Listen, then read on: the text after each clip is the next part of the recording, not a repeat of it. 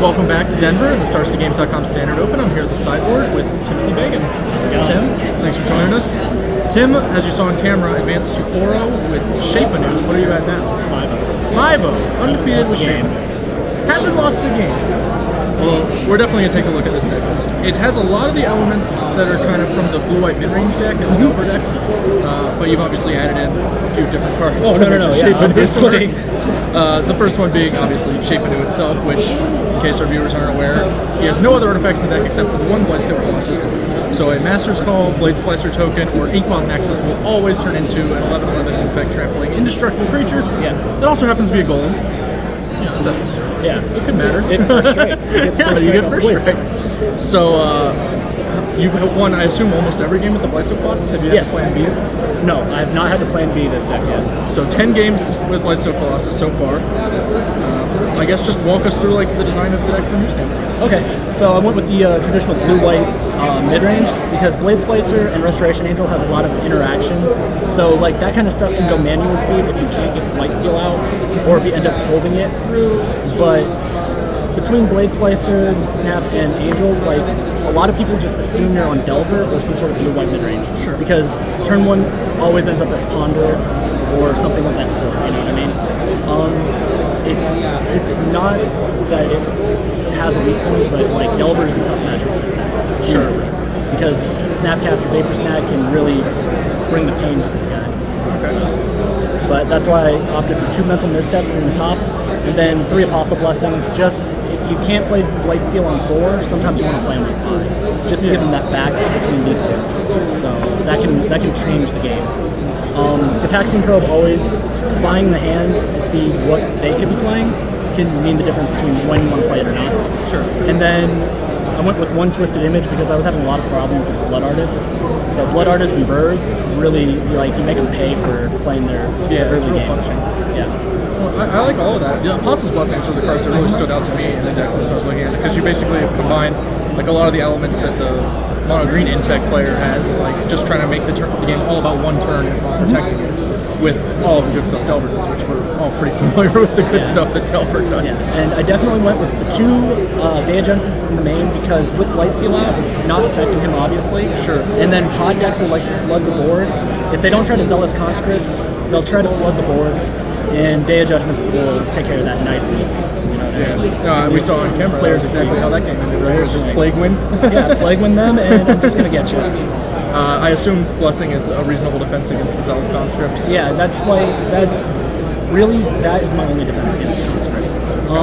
Otherwise, I've had worst case scenarios where I've had to Vapor Snag my own Blightsteel, but the one amass the components kind of helps you get it back into the deck. Yeah, you draw your 3, and obviously he's going away. You know what I mean? Okay. So. I mean, it seems like a strong deck because you've got all the angles covered. A lot of the good stuff is going on. I noticed you did go with Vapor Snag for your bounce spell. Since you're killing with the Blightsteel Colossus, did you consider just unsummon to make it like a little less painful on your own guys? It's more. It also goes with this plan. You know what I mean? Sure. To go with the Angels and the if you're trying to get if I have to go in with damage, sometimes it can go turn 3 Blade Splicer, and if you don't have this as your turn 4, this is a reasonable turn 4 also. You know what I mean? So more damage equals putting the pressure on them. Yeah, Restoration Angel is just one of the better attackers in the format. Your sideboard, a lot of the good blue and white cards we're familiar with. Yes. Obviously, Zombies is really popular right now, so you've got 3 Celestial Purges. I was having a lot of problems with Zombies. Yeah. 3rd Day of Judgment is excellent against all these 9-pod decks. There's a lot of green in the room, I imagine that's been pretty good. Yeah. And the other cards, though, are a little more interesting. Divine Offering, I like the look of that. I assume, what do you bring that in against? Like Pikes, Delver that's playing Pikes or Swords. Any deck that's like green-red aggro is kind of gone in the format, but if they try to go turn 2 Sword, that's very difficult. It's always like, I can put myself ahead of where you're at. And then against any pod deck, it makes it work. And then also, this isn't the best removal for Blade Splicer Golem, but sometimes if they Phantasmal Image your Blade Splicer, or even if they Phantasmal Image this guy, just targeting it alone will mean the difference between getting him or not. You know? Right, yeah. Divine Offering on a Golem token is nothing to be ashamed of in this format. No, but I mean, like, hey, you gotta do what you gotta do. Yeah. You gotta win. So the most interesting part of the sideboard is definitely the Spectral Flight and the 4 Geist of St. Traps. Yeah. Where are we bringing those in? okay, so we bring in the Geist of St. Traps and the Spectral Flight. These 4 and this one go in for these 4 and this one. So if you have to plan B against Delver, sometimes going turn 3 Geist, if they can't stop him, can mean you can win the game. Sure. And just hooking the 1 Spectral Flight to almost any of your guys is a lot of pressure on Delver. Yeah, especially since you're keeping in the blessings and whatnot to protect them from other things. Yeah, exactly. So it can mean the difference.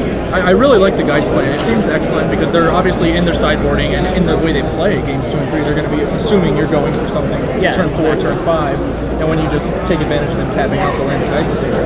Plus he's just removal for their Geist, right? Yeah, exactly. That's totally fine too. Yeah, and I mean, there's no shame in having to play him as a Doomblade or a Murder against their own Geist Essential. Yeah. You know what I mean? Most decks don't have that luxury. No, and that's why I went with it. So. All right, so obviously it's panned out well.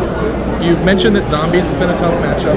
What are the other matchups you're a little scared of? Just Zombies and Delver are the 2 I'm really afraid of, because Zombies is really unforgiving with Blood Artists, because if I want a Day of Judgment on 4, sometimes that can mean like, oh, I'll take 7 damage or something, because if they go turn 1 Crawler, turn 2 Crawler, Duel, and then turn 3 Blood Artist, it's like, I don't know if I can take that much damage, you know?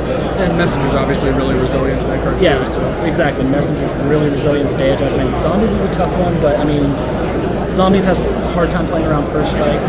Infect, I don't really fear too much. Mainboard Mental Missteps, First Strike Blade Splicers, like, they have a hard time against it. And the interaction between First Strike on your Blightsteel Colossus can mean getting through, even if they clone it. That's interesting, yeah. That's part of the tech. I imagine a couple people have been caught by surprise to discover that he's a golem, right? He's a first striking Blightsteel Colossus. So, it happens. All right. Well, that's excellent. You've only got a few more rounds before you're in top 8 contention, so I don't want to jinx you or anything. Thanks.